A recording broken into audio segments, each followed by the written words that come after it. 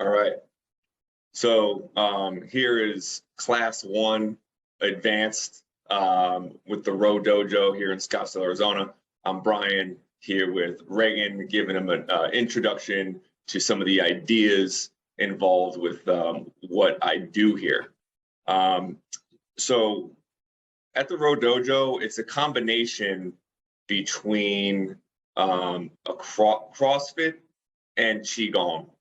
And while CrossFit focuses on the physical body, Qigong focuses more on the internal body and the energy centers and what's going on inside of us.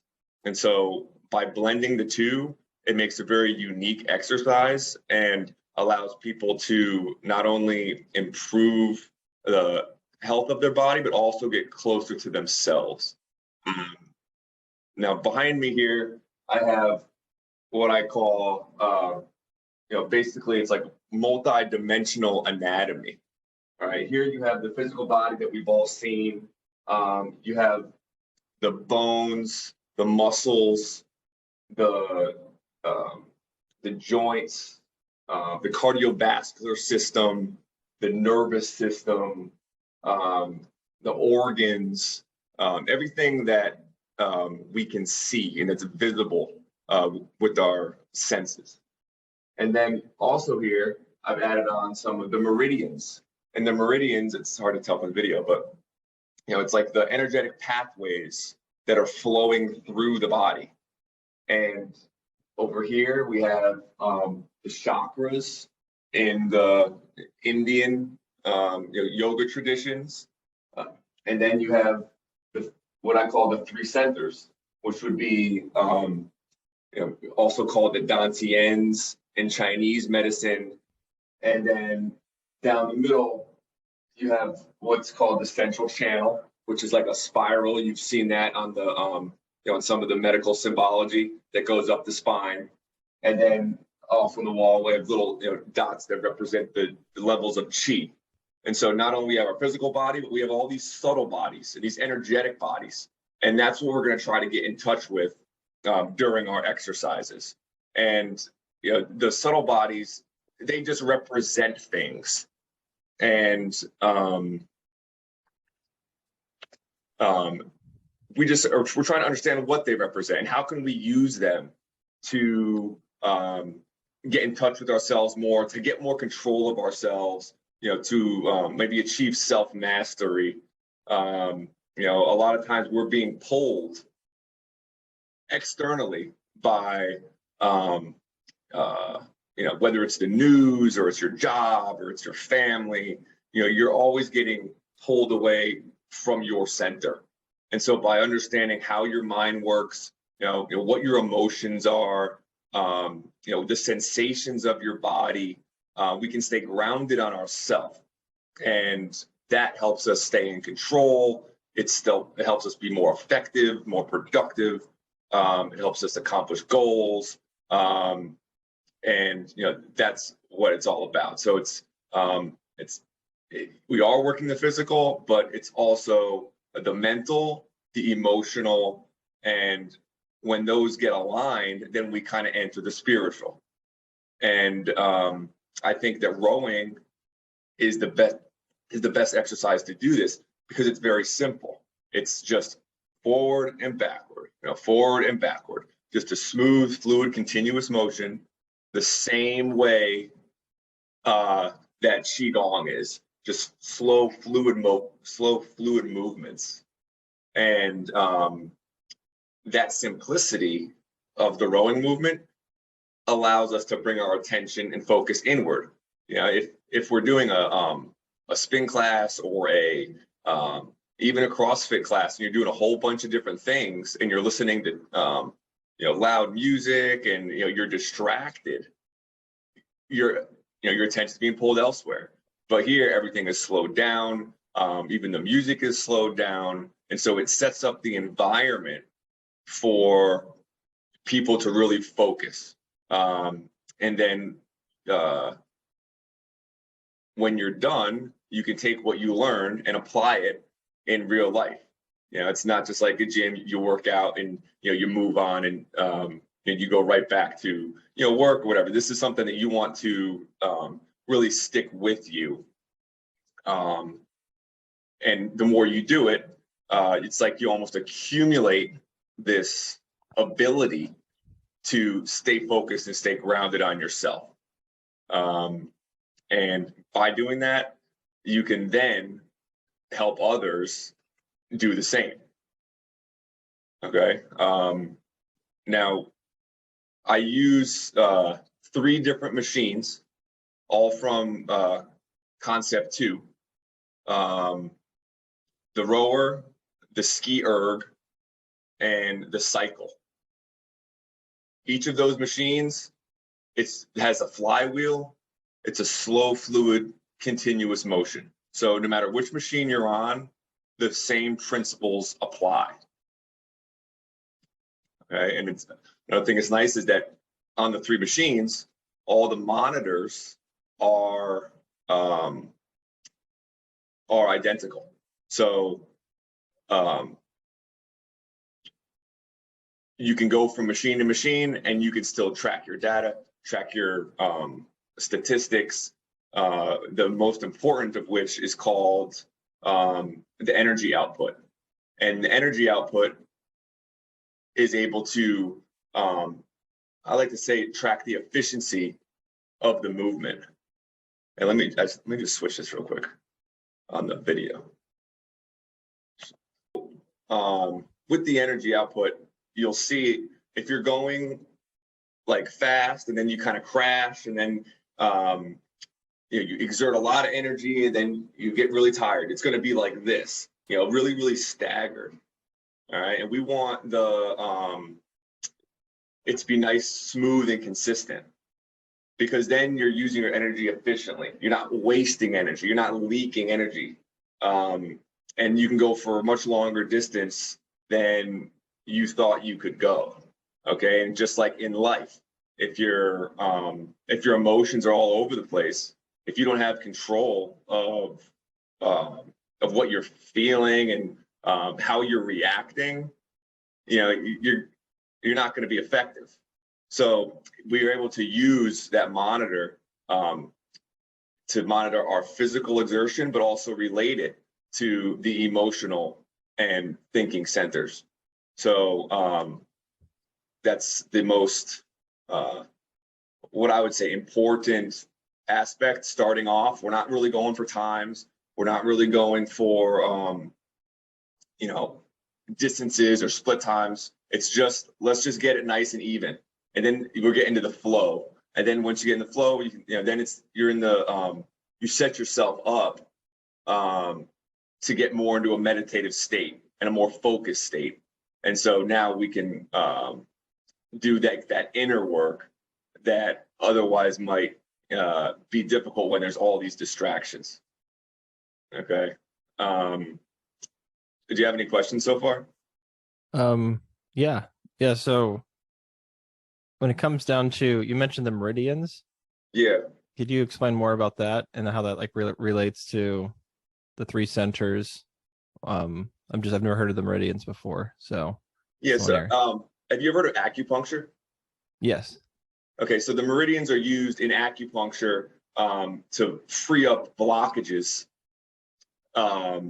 throughout the body. And so you know, you can't really, I mean, you can't see the meridians, but they run through the body. There's a main one that's a central channel that goes over the top of the head and then up the front of the body. And they're basically bringing information like a circuit almost throughout the body. I don't do acupuncture, but by the learning about the meridians, or maybe while you're rowing, you know, just thinking about them or trying to bring your attention, let's say, to the central meridian. Even though at our level, we aren't really able to feel that energy flow. I mean, that's something that's very, very like super advanced, but they are there. And just by trying to bring your attention there, or to learn that, you know, there's actually, you know, these highways of electricity that flow through the body. it again takes your attention out there to in there. You know, what else is going on inside, you know, that we are just completely unaware of. And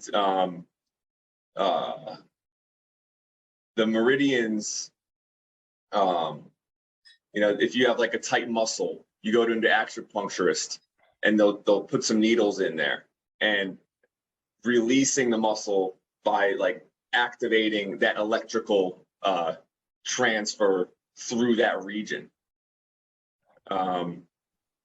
So again, not really being an acupuncturist and knowing too much details of it. It's more of just realizing that they are there and trying to get a grasp on all these subtle bodies that are working within us all the time that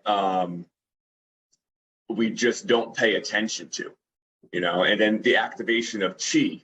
I guess we'll go into that now. So we've talked about the movement on the rowers and the 3 centers, and the next phase after working on the machines would be doing a little bit of qigong. And qigong is just it's the same way in the machines. It's a slow, fluid, continuous movement, but we don't have any equipment. We're just using our bodies. Okay, so we're just moving in certain ways that can increase the sensations in our hands, which is the qi, which flows with the blood throughout the body. And so all of a sudden you might start feeling, you know, a little bit of tingling or a little bit of like you know, buzziness or a vibration or a magnetism. Like, you know, it's a certain sensation that's different.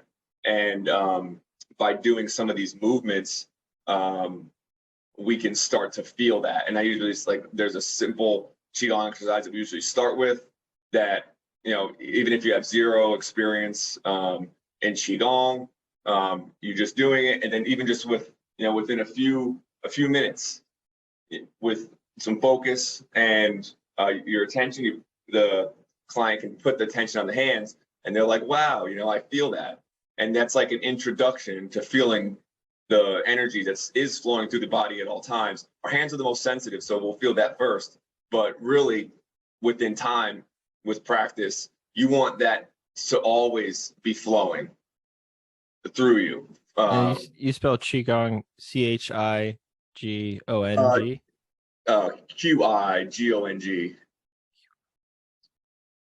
And you can also look up Tai Chi. Tai Chi is very similar. Okay. And so that's just, and so you said that's a practice, like I think I've probably seen it in movies or something, where people are kind of just slowly moving, like it's not with equipment, it's all kind of just, it's like a slower pace aerobics. Exactly. Okay. And from the outsider's point of view, it looks maybe a little bit strange, Mm-hmm. you know, or it looks like, you know, that's not really exercise because it's so slow. Yeah. But at the same time, we're not doing it. I mean, we're doing the rowing, we're doing the skiing, and we're doing the cycling for the aerobic exercise.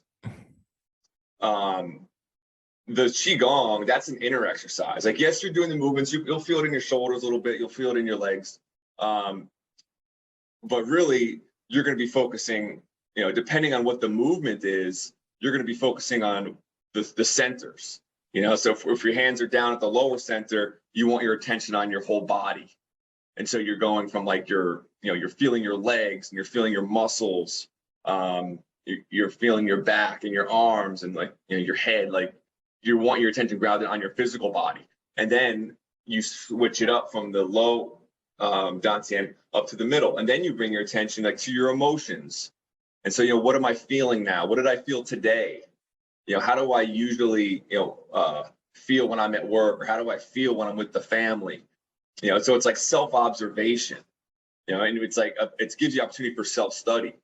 And then you bring your hands up to your head. You know, what are my thoughts? You know, and differentiating from the thoughts and the feelings. But and that's why I called this stuff kind of like, you know, an advanced class, is because if you look at a lot of the qigong online, it all focuses on the movements, and the movements are important, but there's way more that we can use from doing the movements. I feel like we're leaving a lot on the table. Like, we know that these movements are pretty simple and easy, and yes, they're very relaxing, but at the same time, where is the attention? And are you just daydreaming while you're moving, or are you focused? And with focus, like, that's something that can also be strengthened, and everyone wishes they had more attention. It makes you able to do more. And so the idea is, when you're using these for focus, you're moving your attention according to the movement.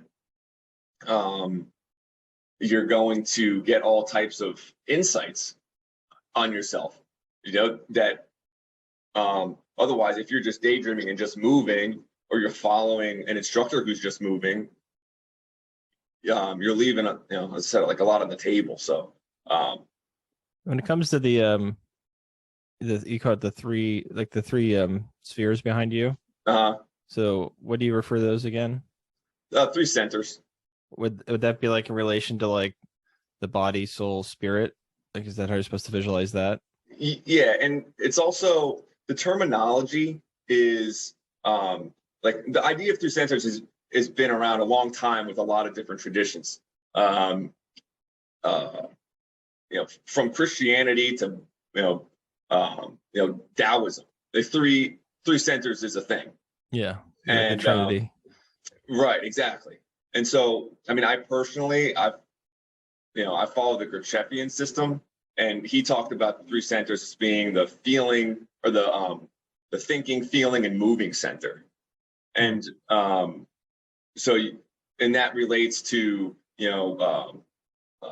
like the mind, the soul, and the body. And then again, it's debatable, but then you could say, like, when those are aligned and all balanced, and then it's spirit. But the terms over the centuries have varied a little bit. But I think the clearest and best way is moving, feeling, and thinking, or physical, emotional, and mental. Okay. Mind, some people say mind, heart, and body, and that's fine too. It's just that I'm kind of combining a lot of different things, and I don't want to get I don't want to be so rigid where people can't use their own terminologies. Like, yeah, it just have the idea of emotions, thoughts, and the physical body. Anything that's associated with that works for you, I mean, I think that's fine. Yeah, I agree. Wasn't that part of the Gurdjieff system about kind of everyone should have their own system in some way? I always misunderstood. It's hard to understand that concept of, like, I don't know how much you were supposed to leverage, or how much you were supposed to kind of make up on your own, or just interpret on your own. But yeah, well, he said to be is to be different. So he wanted people to experiment. I think. I mean, I guess some people would disagree with me, but that's what makes the teaching so cool, is that it's just always unfolding. It's like a fractal pattern, where it's like everything kind of goes their own way. And yes, there's a lot of things that people within the tradition disagree with other people, but at the same time, to each their own is how I look at it. Yeah, definitely.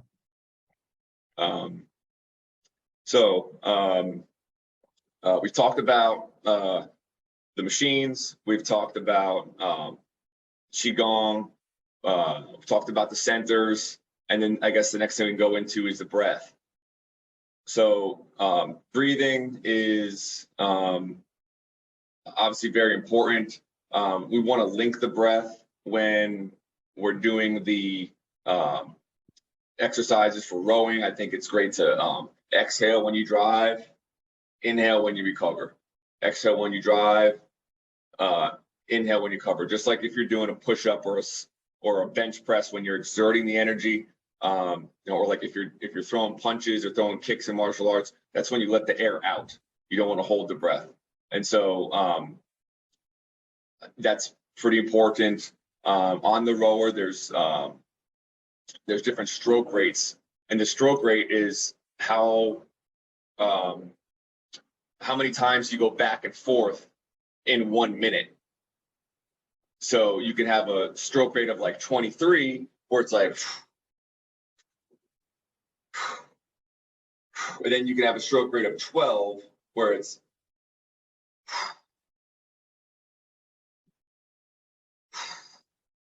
you know what I mean?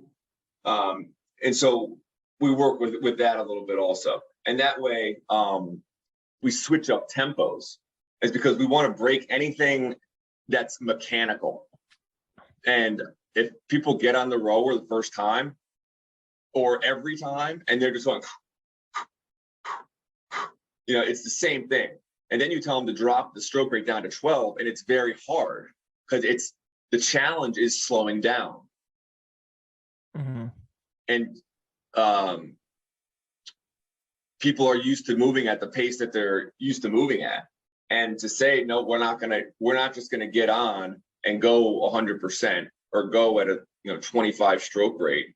We're gonna slow it down to 15, and it feels awkward for them. But it's the same thing in life, where people are so do go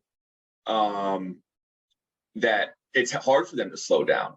They can't settle down, relax, take a little break and maybe catch up on some stuff. Take a 20-minute sitting is takes a lot of effort sometimes. So the idea of slowing down the movements to help kind of process everything that's going on in people's lives, that they can't really digest or process when they're going at 100% all the time. So when they hop on the rower and they're going really fast, and then it's hard for them to go slower, I'd use it as a metaphor, because that's how a lot of people's mental operating systems are. It's just on top speed when it doesn't really have to be. And a lot of times at top speed, we're just kind of spinning our wheels. And so what I was saying before about the energy output, they'll come in and the energy output's going to be all the way up here, rolling really strong. And then they'll kind of taper off, and they'll be completely done after 2,000 meters. But if you start off slower, economize the energy by going nice and smooth, maybe a little bit slower, but a nice steady pace, they're going to go way further than they thought they would, or they would have been able to if they stayed at that fast pace. So just slowing it down. And qigong is the same. People can start off qigong and their body automatically wants to go fast. It's because this is the pace of their life, or this is the pace of how their mind and body is usually going.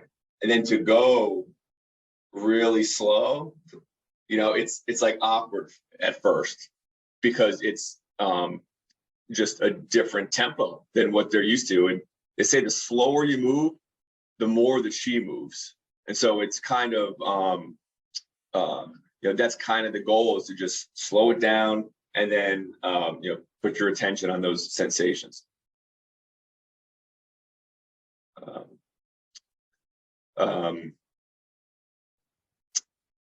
Do you have another question?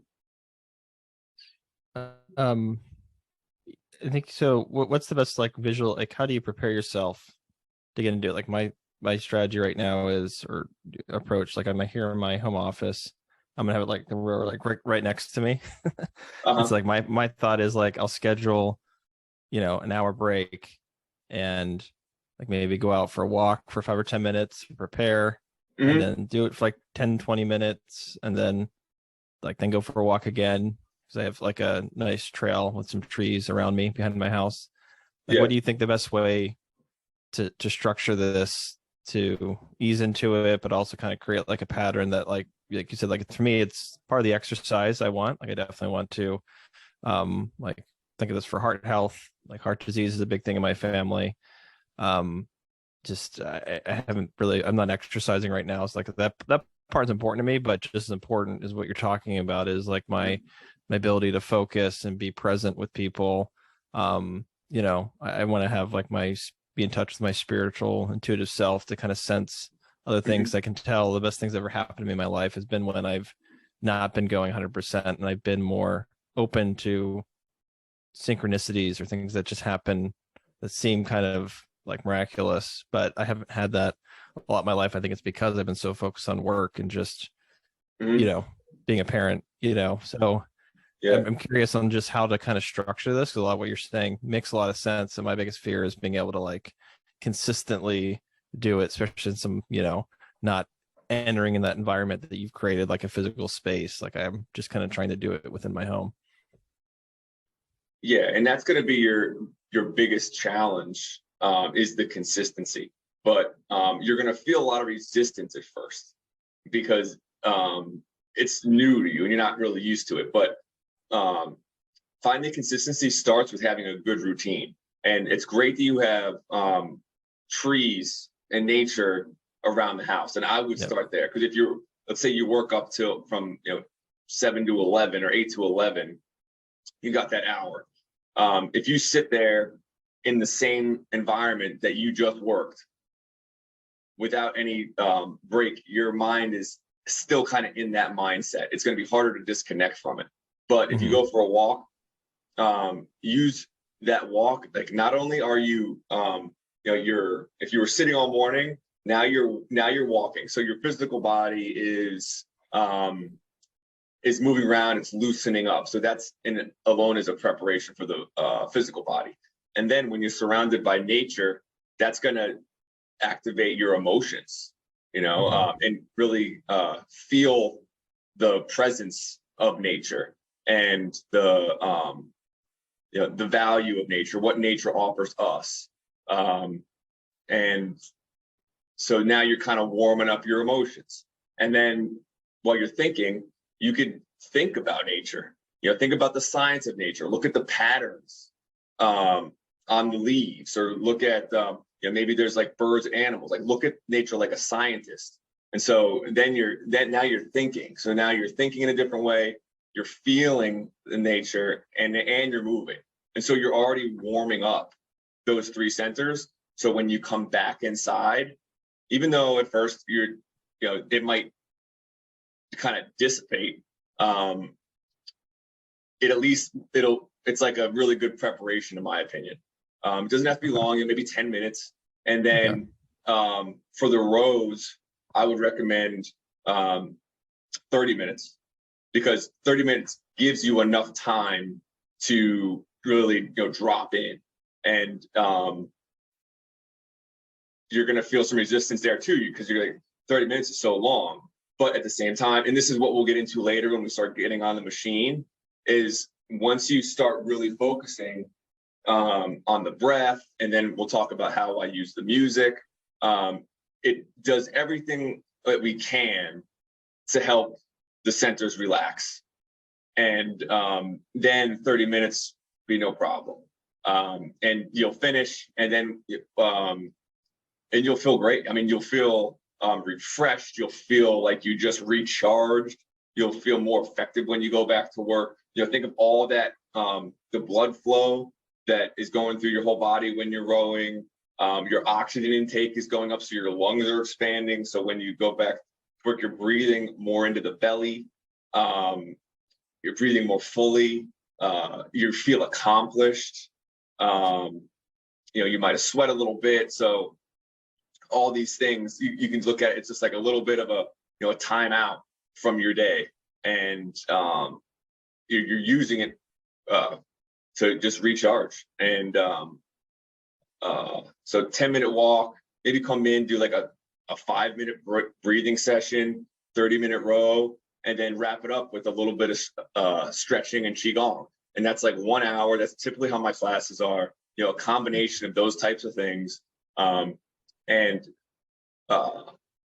the course of a few classes, you'll learn enough qigong movements. You don't need to learn 100 qigong movements. You just need to learn a few of them and the principles behind it, and practice those. We'll maybe do 10 of them, and then you can do whatever ones you think you like the best. But I'm not going to pile those on top. We don't need to. Like, you can focus on those three centers with just a few movements that you like the most, and then add that after the row, I do recommend, like, there's just a full body stretch we do, starting from the top, working the way to the down to the feet. And with that, it's just like a power hour of wellness. I say all the time, like, you don't need to be going 100% all the time when you're working out for the body to get the benefits. You can do it at a slower pace, more comfortable pace. And it definitely lowers the risk of injury, and increases all of the other like benchmarks for health, like mobility, strength, cardiovascular. All those things can be achieved with lower impact workouts. That's great. Yeah, thanks for that. Sure. And then one question on the breathing. I used to run, so I always would breathe through my nose. By looking at different breathing practices, it doesn't seem like that matters as much. Do you have any thoughts on just basic breathing technique, either before the session, before you're on the rower, or when you're on the rower? Breathing through the nose is the best, but it's also very hard as you start working harder. Then you start going towards going for the mouth. But since we're really not focused on rowing harder, you can start by breathing through the nose. And if you want help with that, you can take a little sip of water, keep the water in your mouth, and it forces you to keep your mouth closed. And by doing that, it's going to open up your nasal passages. And so we can take in more oxygen. Because the more you're breathing through the nose, the more it just tends to open more. So you get in the habit of that. And that's good because, when the air flows through the nose, like, that's where it's supposed to go. It gets filtered and all these things happen before it goes into the lungs. And, mouth breathing is generally a negative thing. So we want to focus on the nose, or if you feel like you're not getting enough oxygen, you can go in through the nose and then out through the mouth, in through the nose and out through the mouth. But we can play around with that. And then there's other thing that say, don't even alter the breath. Just breathe how you normally would, and it'll adjust itself on its own according to what the body's doing. So I don't know. I mean, we could play around with that. I mean, again, once you're on the rower, you'll see what feels most natural to you. But to start, since it's the most proper, it would be just through the nose. Okay. Through the nose only, yeah. So I guess one thing we haven't really touched on yet is music. And, I can give you playlists, or you can make your own playlists. You always have the ability to make this yours. There's certain music that I recommend. I think it's the most effective in helping calm the whole system down. And that involves a variety of healing sounds and like lo-fi hip hop or lo-fi jazz, because the healing sounds will help calm the mind down. The lo-fi hip hop helps. It still has kind of a beat to it, and so it kind of energizes the body. And with mixing the two, that you can kind of meet in the middle. Music is a natural medicine, and it's a vibration that has a real effect on us. And not only our, the mental, the body and the mind, but the emotions, the vibration of the music touches, and vibrates the cells of the body. And so it's a very important thing. I think it's not used enough when it comes to, exercise, because it can have a real effect on, how you work out. But I'll give you some playlists. You can play around with them and then give me feedback. If you think that they're a little bit slow, I can add more hip hop into it. If you think that they're a little heavy and you're still having a hard time dropping in, then we can add more healing sounds into it. But and I've been experimenting a little bit with reggae music recently. I think reggae music is a very powerful form of sound that can help people kind of chill out, uplifting, and help them relax and get through the 30 minutes. So we'll be doing some of that as well. Great. Yeah, excited to check that out. Yeah. And then let's see. And what type of like meditation practices, or what have you been doing in the past? Like, have you experimented with any type of techniques, or who do you follow online? Yeah, so I'd say I started my mindfulness journey. I was in a retail store, one of my first jobs out of college, and there was this doctor that I was helping set up her iPad, and she just looked at me and she's like, "You need to meditate." She could just tell like how high strung I was, Okay. like just like by explaining things. And she took me to a TM center and sponsored me to learn transcendental meditation. So I've been doing that on and off. It's hard to do it twice a day for 20 minutes. I'd say usually do it like at least once a day for 10 to 20 minutes. Okay. And then, but one thing that's probably helped me the most the past couple of years, researching Rudolf Steiner, is his suggestion at the end of the day, you play your day back in reverse. And so kind of go through and just try to think through and see how, in your perspective and those perspectives, how you interacted, and just try to like make it back to the end of the day. Usually that's how I fall asleep, but it's been a good for me to kind of calm down. And I usually think about it when I wake up. It's like a good way to kind of like, then when I wake up, I see what I did yesterday. Hey, what do I want to change today?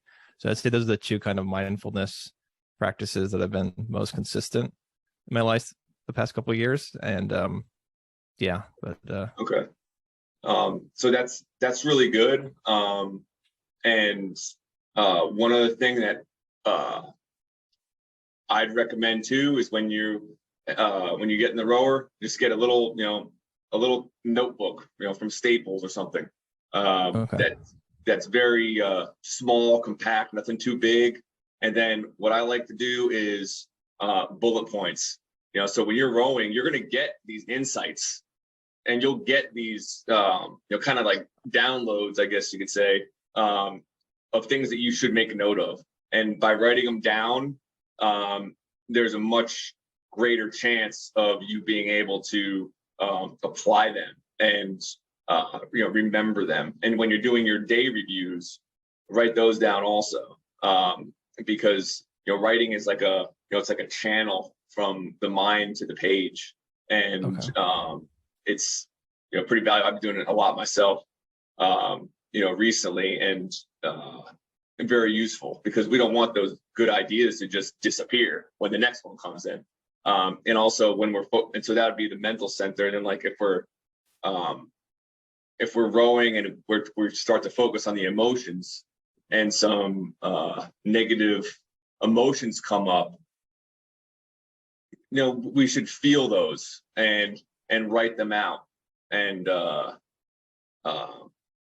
that's also going to be helpful. So, if people are coming in and they have, and they do have issues, and they're using this as a kind of a coping mechanism to get through, it's like catharsis, where they're rowing through that negative emotion. And then they can, by writing it down, they can, maybe better understand the situation, or better understand the problem that they're dealing with, and find a solution to it, and help find a solution to it. And I'm always there to bounce ideas off of or discuss with them, and just kind of support them if an unexpected toxic emotion appears. But writing is key. Okay. Yeah, I'll definitely. That's something I haven't been doing. I've been trying to, even just at work, write more instead of typing, and that's been helping. So yeah, I think I'm ready for that to start. It's nothing I've ever done. My handwriting's so bad, I can barely read it myself, but still I noticed just writing it down. I do, I think it's a better way to integrate it into my. Yeah, I mean, my handwriting looks like a little kid's, but I just do quick bullet points. It's usually 1-2 lines max, and it helps me organize ideas. It helps me get clarity on what I'm thinking, or clarity on what I'm feeling, and also it helps you kind of plan for what's next. Like, I think it's best to live in the present and take life as it comes, but at the same time, we do want to be moving forward with things. Like, we do want to have little aims that we're working on, whether it's something involved with health or the fitness of the body, or just things that we want to get done, things we want to accomplish. And we don't want to add it too many on. We don't want to become too ambitious, but at the same time, there are a lot of things out there that would be really good for us if we can get done. Right. Do you have I think I mentioned this when we talked on the phone. Is there like a private like group you have with people that kind of post or share or discuss these topics or their journey, like any of your other students? Or is this... I do have a small circle of people that I've worked with for the past 4 years. I don't have an online discussion board or anything like that, but they would be able to, talk to you, give you their feedback, and just tell you about their journeys. They've all been a little bit different. They've all come to this through different ways and for different reasons. But for all of it, and myself included, like we've learned a lot about ourselves and about each other. And I think that community is very important, because they bouncing ideas off each other. Their experience is much different than my experience, and they have a lot of value to give me and to give you, and vice versa. And insights that you have while you're working out, you can share them, and it helps us all grow. So I will look into that. I do have the RowDojo.com. I can ask my developer if he's able to add in a discussion board. That might be possible, because that would be really cool.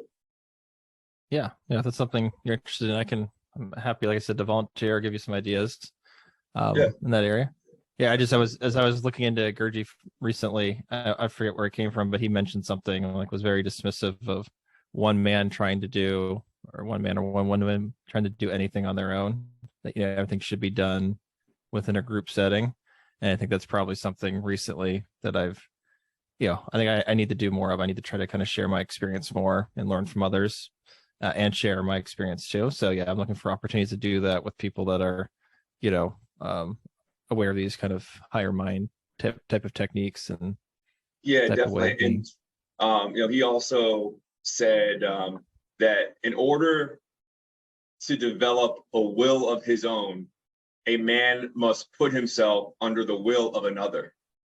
And I know I've had several teachers that have really helped me get to where I'm at.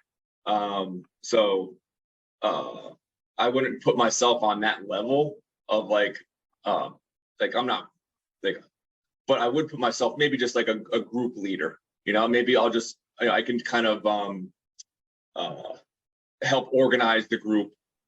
Just make sure that give it some cohesion, get the good members and good topics for discussion. But I wouldn't really consider myself any type of master teacher at all. But as you said, the importance of groups, the importance of connecting with other people, which has been a focus of mine, and probably a weakness of mine, and the reason why it took me so long to get where we're at today. You can't isolate yourself, and you need others to grow, and you need others to guide. So I'm hoping that in time, this community becomes, and I'm not really going for numbers. I don't need a community of thousands of people. I'm in some groups, there's just 5, 6, 10 people. That's enough. And sometimes when it gets too big, we don't, it takes away from getting to know each individual. So just a small group, maybe with some people that I've worked with in the past, and we can set something up I think that'd be really valuable. And even that's, as you said, like you're already bringing more value to the system just by, bringing that up, bringing that idea up, bringing the knowledge of the importance of groups. That's great. And that's one of the best parts of this that I've found is just what people bring me. And I realized after a little bit of time, I don't want to just be a regular day in, day out personal trainer. I want to work with other people that are interested in the same ideas that I am. And that, I deal in knowledge, like money's good, but if you bring knowledge to me, I find that way more valuable. And I get the most of that by working with people that are really driven to learn and really driven to grow. So, and it seems like, you definitely have interest in that. And, I know that we talked a little bit about layman and, those to study those types of people. And it's only going to be, bring a lot of rewards for you. So it's good. Well, in terms of like how I approach this, in terms of like the rowing, like, having my progress, I don't know if this is too ambitious. Like it's obvious, like on the physical side, like I can see, like I can measure, if my goal is to lose weight, or, like there's different fitness tests on my Garmin watch. Like, can I, I have a better health snapshot? Am I more fit? When it comes to like the three centers, and Gurdjieff's being like the statement that like all men are machines. How do, like obviously one of the goals, like, you first hear that you don't want to be a machine, like you want to be a thoughtful, purposeful, kind of self-directing, spirit and soul. How do you measure or know, like, is it just glimpses throughout the day where you feel like you're in more control because like you feel something that was trying to push you and it didn't? I'm just curious on like how to kind of like what's a good goal for me to kind of feel like, hey, I'm becoming less of a machine, or is that even a goal I should have? The first goal is to realize that you are one, and see it through the resistance. Like when you go out on the walk that we're talking about, like going through the woods, see how long you can hold your attention, and you realize it's so quick, it's so brief, and then come in back to your rower and feel that resistance, and that is like, wow, like that's what we're stuck in all the time. And he calls it, and this is everybody, he calls it, it's the terror of the situation, that we're in these mechanical patterns and we can't really do anything because we're stuck in them, and it's just little bit by little bit by little bit where we're slowly able to break free from that. But the way starts when you realize that you're a machine. So, and you'll definitely get some sense of that. I think maybe you already have, when you just get stuck in your patterns, right? And you're trying to break it, but you just can't do it. So that's the mechanicality that he's talking about. And so just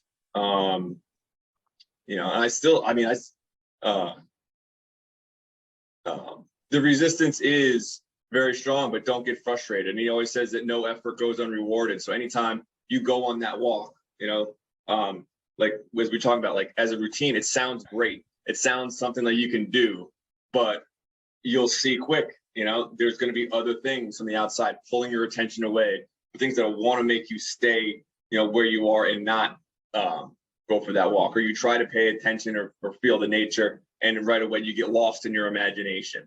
And don't judge yourself on that. Just that's the condition, that's the human condition right now, is we're just, we're pulled from external things all day, every day. And we're not really, he would argue, we're not really conscious. So we become conscious by putting in these efforts, really, and by putting in the efforts, but you'll become more conscious of your body. When you start feeling sensations, you'll become more conscious of your emotions, seeing how you feel, and you'll become more conscious of your thinking and your thoughts. So it's a it's a slow process, but there's no rush, like you do it at your own pace, and no push, no pull. Don't force yourself to do anything, and don't judge yourself, and if enjoy the experience, really. It's cool. And just to make it I would say you've already made it pretty far by hearing some of the things you've been doing. So just keep it up, and it's all it's good. It's a bright future for sure. Great, thanks. So what's the next lesson or activity look like? Yeah, so were you looking to do, what do you think? Do you want to do twice a week starting off? Sure. Or once a week? Yeah. How does your schedule look? Yeah, that's actually a good question. Yeah, I definitely would like to do it twice a week. So I think this time on Friday, a lot of it's just the timing, probably your schedule, us matching up. Or again, like you said, if it makes sense to do it recorded. I don't know. You're probably thinking about that on the rower, maybe. But I think live is good because I like to be able to stop if you have questions, or I've already gotten to know you a little bit more, and so I can cater to you a little bit more. Okay. I think it make it a little bit more specialized, and so we'll start with live. If for whatever reason you can't make one, or I'll put them in an archive so you can go back and look at them. But if we do them live, it helps me just with the recording process and kind of keeps me on a schedule, which is good. And but Friday is 8 are great for me. And then how about your Tuesdays? Let me check my calendar. So yeah, usually I can my colleagues are kind of all over the world, so usually I start like at 7 a.m. Because they're all over the world, sometimes Friday it's already their weekend. So that's why it's easier for me to meet in the morning. On Friday. Tuesday. Could you do in the morning on Tuesday as well? Yeah, 8 a.m. Let's see here. Sync call. Yeah, we can try it. I'd say Tuesday is the one where I'll do my best to kind of keep that open. Yeah. And if things come up and you need to make a switch, just text me. Okay. Yeah, I'll let you know. I'm nervous about Tuesday, but Friday, because I know your time is valuable. I don't want to be I want to be solid here in terms of my commitments. So I can definitely do Friday, 8 a.m. and maybe let's see what we can do next Tuesday. Let's see how that works out. And then how many of these sessions will they be doing them before we're on the rower, or we'll eventually do it when I'm on the rower? I'll probably rewatch each of our previous sessions, and then I'll make some notes, maybe do a little, it won't be this long, this much talking, but maybe 10 minutes, 15 minutes, and then the rest will be in the studio. So right now, this is I'm in the lobby. The studio's in there. So this is usually where we'll have a discussion, and then we'll work our way into the studio. Cool. Yeah, I got I can move this camera around to show my rower, but I also got a iPad stand that will go on the concept too. So ideally I could watch while I'm rowing. Yeah, for technique. That'd be great. Also for the next class, we'll go back to more technical stuff. I'll be looking at your form. We'll be focused on the movements, tweaking anything that needs to be tweaked. It's going to be emphasis on the physical. And we'll just plan on that for Tuesday, 8 a.m. Okay. Yeah. If you have any, I'm going to be building it probably tonight and tomorrow, and I'm probably going to be excited to jump onto it. So yeah, happy if there's any thing just to watch just to get me started, or if you want me to hold off, but I don't know if I'll be able to wait till Tuesday. Yeah. Even if you want, just I'm open tomorrow too. If you wanted to move it up to tomorrow, if you set it up and you really want to get going, you can let me know. We can jump right into it. Okay, that'd be cool. Yeah, I'll text you if that's available. I'll text you if it, as long as it gets delivered today. I live out pretty far, kind of near Mount Rainier up here in Washington State. So sometimes Amazon isn't as reliable as if you're more in the cities. So it's supposed to come today. If it does, I'm definitely gonna set up tonight. Nice. Yeah, but if you set it up tonight, just send me a text. I'm available all day tomorrow. Cool. Yeah, and I think and one other note. So yeah, I think you're right in terms of like, like I'm really excited to be on this journey, but like, and usually when I start these journeys, like I start thinking of like how to share it with friends or family, but it's hard because I don't really have any friends or family that are into this way of seeing themselves, as like a 3-person being. But, randomly, I talked to both my brothers the other day, and both of them, and we're not that close, but like we talk occasionally. And I just talked to them because today's actually my birthday. So they Nice. called me yesterday just to wish me happy birthday. And I told them, hey, I'm getting a rower. So I'm excited about. They both have Concept 2s that they've purchased in the past year that they haven't been using. Wow. they're like, yeah, I feel bad to tell you this, but like my one brother's a doctor and he's just been too busy. My other brother's traveled around the world working. And so, I am curious. Part of my mission here is going to be figuring out what's the best way to like send them some videos or something to kind of get them into this, way of thinking. And I think eventually if you have that content that's recorded, someone that's not as open to talk about these things or discuss, it might be something they might be able to watch and at least get on the rower, get motivated and get on the rower. I mean, they have these nice, they have the Concept 2s as well. Like they have nice machines and they're not using them. So I thought that was a weird synchronicity that I was not expecting. Yeah. And when it comes to that too, I think people have to inquire on their own. You can't really pull somebody into something, but the best way to do it is leading by example. And when they see you and like you lost some weight and you have maybe a better posture and like they're like, hey, or maybe you seem more calm and they're seeing your growth, they'll get curious and they'll say, what are you doing? And let them ask you, and then you can tell. But usually if you try to bring something up that's foreign to them or that they don't understand, they might reject it. Esoteric knowledge is rejected knowledge. Most people, it makes them a little bit comfortable because it's can be kind of out there. But at the same time, if they see you making positive change and they're struggling with issues, they'll come to you and say, how can, what are you doing over there? They'll maybe get a little bit of wonder and say, and then you can give them all the information they need. And hopefully they'll take that and work with it. But it's hard to introduce new ideas to people who aren't open to them. So just keep that in mind and use it as motivation to, do your best for yourself, and hopefully they'll follow. Great. And then how do I pay you for your time? Like what would be the arrangement that makes sense? 10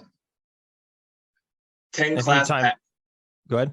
We could do a 10 class package for $350. Okay. That works. Yeah. Yeah, do you do like Venmo or just PayPal or something on your site? You could do Venmo. You can download the app.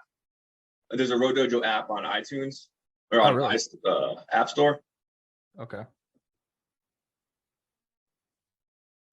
Cool. Awesome. Yeah, I'll check that out. And you could do it that way. There's an option for a 10 class package. And let me know if you have any. That's probably the best way to do it. Okay. Yeah, I usually Amazon. I just moved here, so I've been here like a couple of weeks. Usually, like 1 or 2, they'll tell me, "Hey, your shipment's delayed, or it's gonna be here." Yeah. So I'll know today if I'll have it or not. And then as far as like the community, I would just go a free route and just do like a Discord, and just put a link on your website and just get a free Discord server. Oh wow! I mean, I'm on a group on Discord. I didn't know that I could add it to the site though. Yeah, I mean, they could easily. There's lots of ways you could iframe it in or just link it, but I like Slack too, but Slack, you know, you're gonna have to usually pay as the admin to kind of set it up, or Discord's free, you know, Okay, to that's do it. awesome. That's But great. yeah, I've done yeah, there was a good, yeah, I've been in a couple good like groups for kind of lesser known podcasts that have been Discord. That's been a great way to kind of connect and just share the journey. Huh. It's helped me. I've actually, that's the thing, I've been a yo-yo intermittent faster, and I always, the groups, I only do it and get through it because of the groups. And it's like whenever I get off them, I get back, or I have to work, or I travel, and I just get everything messed up. So that's why this time I'm not focusing on my physical. Like I really want to focus more on the mental and the emotional, because I feel like I always, yeah, it's obviously not working if I'm not consistently in a good routine, whether it's eating or working out, when I'm just Yeah. focusing on the physical results. Yeah, I like how you see, it's your support system that when we're all there. So that's cool. Awesome. Well, I appreciate your time. I'll sign into the app and yeah, do the 10 class pack and go from there. Sweet. Yeah, they just text me about tomorrow. All right. Thanks, Brian. All Appreciate right. your time. Nice Have a good meeting one. you. All right, you too.